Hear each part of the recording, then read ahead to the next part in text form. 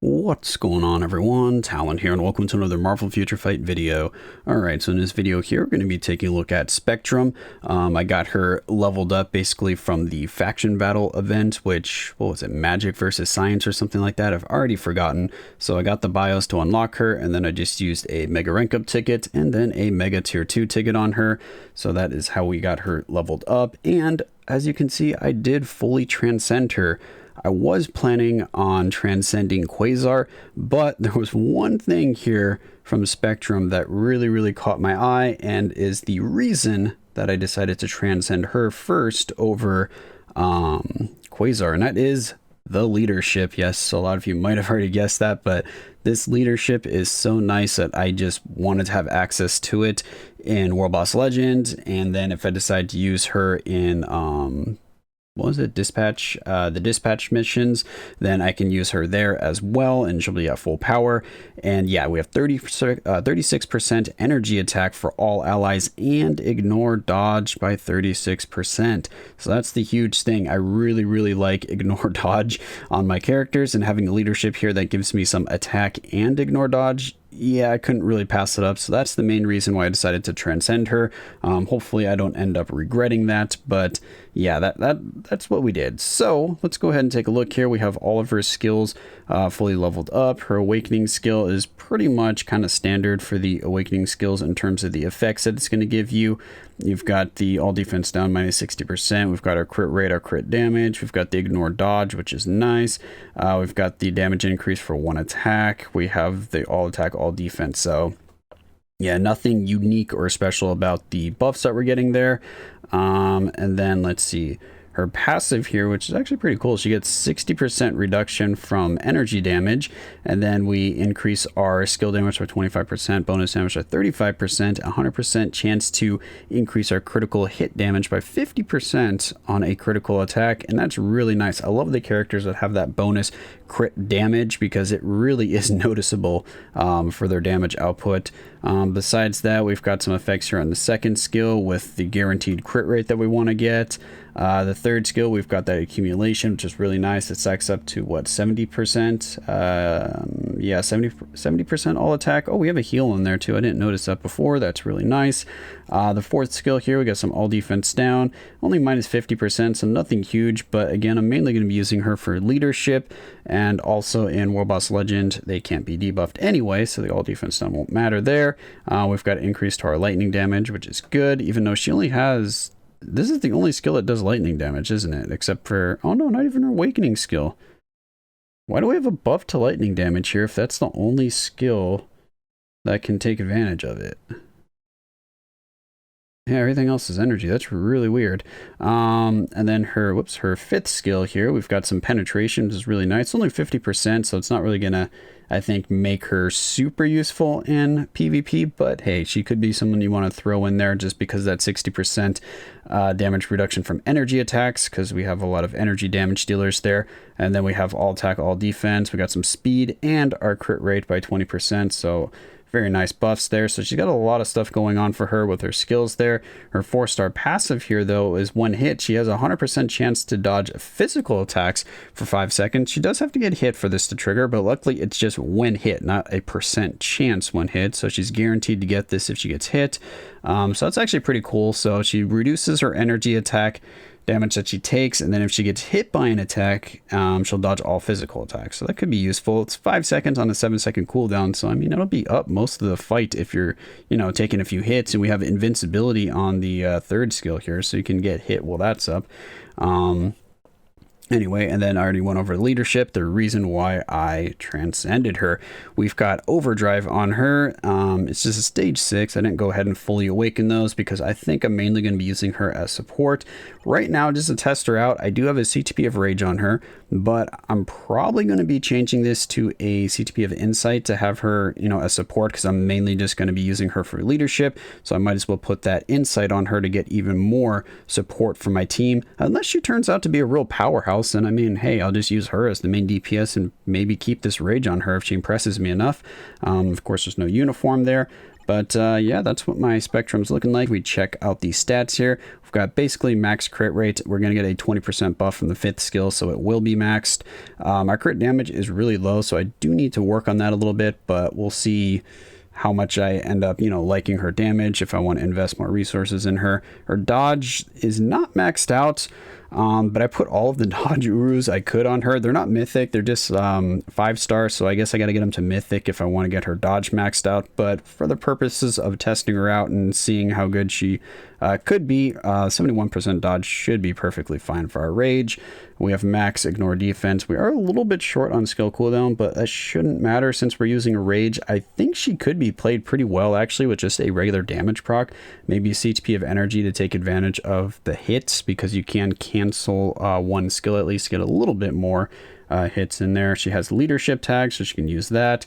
So she's got quite a few things going on for her. But now that I've gone over all of this and rambled on enough, why don't we just hop into a fight and see how she performs.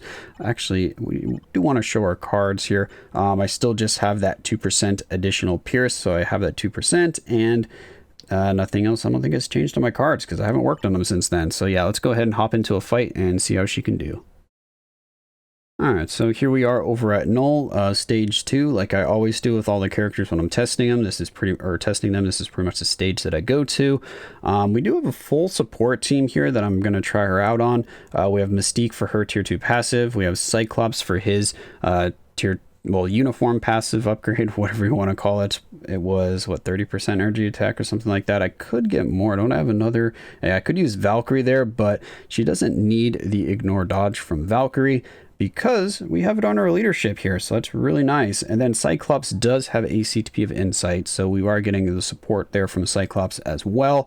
So yeah, quite a bit going on here. Pretty much a stacked team in terms of support.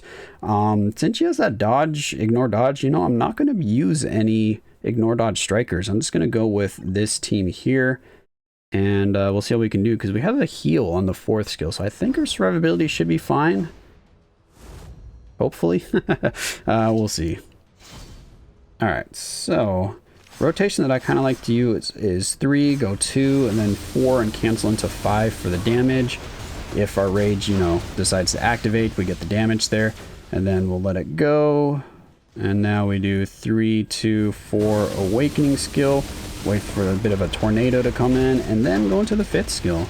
Because I think canceling the awakening skill is still the way to go. It's a really long animation, and you get all of the damage from the awakening skill by canceling it, except for the end attack where she kind of comes in and shoots some of the beams down, very similar to the 5th skill right here where she's raining down those energy bombs. So that's the only thing we're missing out on, and I don't think it's going to be a significant enough amount of damage to really warrant letting the tier 3 skill, or the awakening skill, excuse me, play all the way out, especially since the animation is so long. I'm pretty sure our rage is going to be deactivated by then. But if I'm doing this wrong, feel free to, well, I guess we're letting it play out now because I accidentally used the 5th skill. Feel free to let me know in the comments below. Yeah, so this is the only thing we're missing out on, is that, and yeah, the rage was already finished, so yeah, I'm pretty sure that this is going to be the best rotation. But again, let me know if I'm wrong about that, because I'm just going off of me personally just testing the character. I haven't looked up or checked out anyone else's skill rotation. This is just kind of what I came up with. But so it's a little slower than I would like there. I did just two other runs. Yeah, just 2 other runs before starting this recording, and she was usually about 3 minutes and 38 to 3 minutes and 40 seconds on those 2 runs. So we're a little bit slow on this one. It's probably because I was talking, and trying to explain some of the stuff. I always play slower or mess up my rotations when I'm doing that. But overall, I mean, the damage is good. She can definitely clear this stage because she is, getting off the throne well before the 3-minute mark. So I guess now we can go ahead and hop over to Mephisto and see if she's viable over there. So yeah, let's go ahead and load that up real quick. Okay, so we're over here at Mephisto. We're going to go to stage 2 again. Decided to just use the same team just for consistency here, but I'm not sure how well she'll do here because I realized that we don't have any way to really cleanse debuffs, and her 5th skill animation is kind of long, so we're kind of going to be stuck in place for a while. But, yeah, I don't know. Let's see what happens. Alright, Mephisto. Okay, at least we tracked him when he jumped back there. That's nice. I'm not too worried about this portion of the fight. Can we actually... Okay, so the second skill, you do need to be kind of close to him to actually trigger it. So that's something to keep in mind here. Don't have to worry about that. What I was trying to say is what I'm worried about is for the second phase, because that's when we're still going to take a lot of damage and also going to want to be getting rid of all the debuffs that he's going to be putting on us, because they're going to be doing more damage. And why is the Rage just deciding not to activate? The Rage is just not cooperating so far, I'll tell you. We missed like 2 activations so far, didn't we? Or is it just 1? I feel like it's been 2, though. Rage! Thank you. A little late there, but I mean, at least you decided to activate. We're going to be way behind here. Come on. Need to make up a little bit of time here and get some good Rage activations. Okay, there we go. So, yeah, that changed him. 3 minutes and 50 seconds. A little bit slow, but I think she'll be able to clear it because we generally want to get to the next phase after about a minute. So 1:10, you know, that's fine actually. So it could probably be as late as 1:30, depending on how well you can play the other 2 phases of Mephisto here. So actually, let's see, how well does she do in these other phases? Let's find out. Okay, so there's some damage. We need to... Oh, we're slowed. We need to slowly move around. And this is where, yeah, doing this fit skill, we're going to be in the animation too long. Ah! Okay, there we go.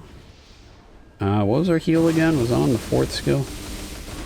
Oh, whoops. Didn't use the fit skill quick enough. Ooh, that's some nice damage. Well, that was enough to push into the next phase. That's just good, because I think we might have died if we didn't. So not the best gameplay. Oh, we need to switch here, or else we will die. Did we get that? Yes, we did. This might just turn into a Mephisto fight here for Spectrum. Alright. There we go, got the Rage.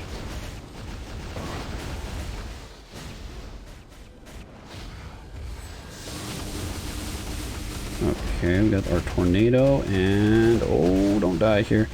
Right now I'm kind of just face tanking, but you definitely want to play a little more carefully than I am. I'm just trying to test out her survivability a little bit. And so far she's surviving better than I thought she would, considering I'm not really trying to dodge a lot of his attacks. I'm kind of just sitting there and just taking it. But where's our healing? I could have sworn we had healing. I know Mephisto like slows down and blocks... Oh, reduces your healing, but I don't think he completely blocks it, does he? Does he completely block your healing? Oh, let's get into the Awakening skill here, because, yep, it's got Ignore Iframe. Very good. Oh, alright, calm down there, buddy. There was the healing on the 3rd skill, and I gotta let the healing, or the 3rd skill animation play out, because I don't think I've noticed a single proc of our healing. Only, oh gosh, never mind, we gotta dodge. Ah, no, the hands. Ah, the hands. We're dead. Yeah, well, she was doing good. We had 1:40 left. I think she would have cleared it. Let me know if you want to see a dedicated video of Spectrum clearing both Null and Mephisto. I'm thinking now when I test out characters, I might just include that in the same video. Let me know what you guys think about that, because, you know, I have a lot of videos out with, you know, blank whatever character versus Null or blank versus Mephisto. Would you prefer if I just consolidate that into one video? Because then, you know, I'll get that out sooner, because I'll actually record those both in the same sitting, whereas I might record like a few Null fights, and then it'll maybe take me a while to get around to a few Mephisto fights. But if I put them in the same video, you know, X character versus Null and Mephisto, or just character versus World Boss Legend, and I just include both the fights there to see how they can do against, you know, both Null and Mephisto.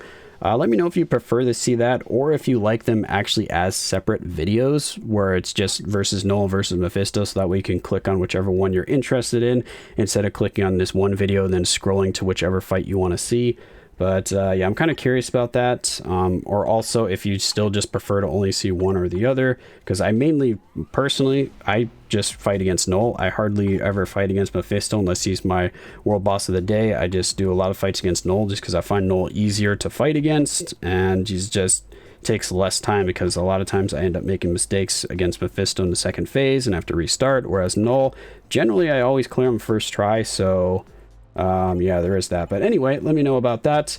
As for Spectrum here, she did pretty good, actually. Her damage was nice. She could clear both those stages at stage 2, which is pretty good, because not all of my characters can do that, and especially not in a very timely manner. I think she would have been really tight on the time there. Probably only have like, what, 20 seconds left maybe for each of those fights.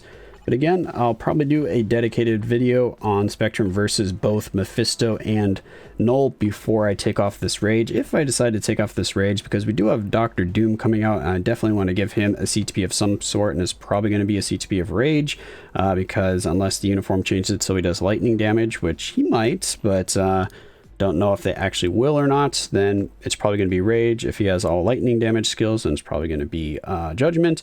But anyway, that's going to be Spectrum here. Kind of my initial review and thoughts of her after transcending her. Again, I love her leadership. That's why I decided to actually transcend her. That was my deciding factor, not really how the character plays. But after playing her a little bit here, I do like her skill animations. She feels very smooth to play, so doesn't feel very clunky at all. The skill animations flow together really nicely.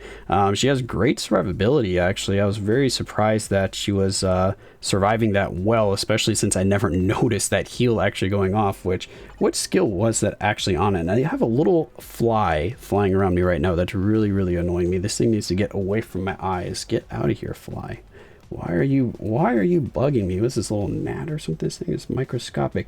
It is on the third skill. All right, so is that heal? The heal is going to be after she actually uses the third skill, isn't it? Oh no, it says... Where's the heal? There's the heal? Where's the heal? I don't see the... There, oh, there it is. Yeah, so it's when they got that. So there's the up, there's that, there's that, that's the heal. Interesting. I don't know. Maybe you don't have to. Maybe you can just cancel, but I don't know. Kind of weird. I don't think I noticed any green numbers while I was playing. That's just what I'm trying to remember, but there might have been green numbers and I'm just imagining things. So yeah, that's probably enough rambling here. The video is longer than it had to be because I kept going on tangents there, but that's Spectrum. Hopefully you guys enjoyed. Let me know your thoughts about her in the comments below. And also, again, about the Null and Mephisto fight idea, if you prefer to see the two together or two separate videos. So yeah, that's going to be it here. Hopefully you enjoyed, and of course I will catch you in the next one.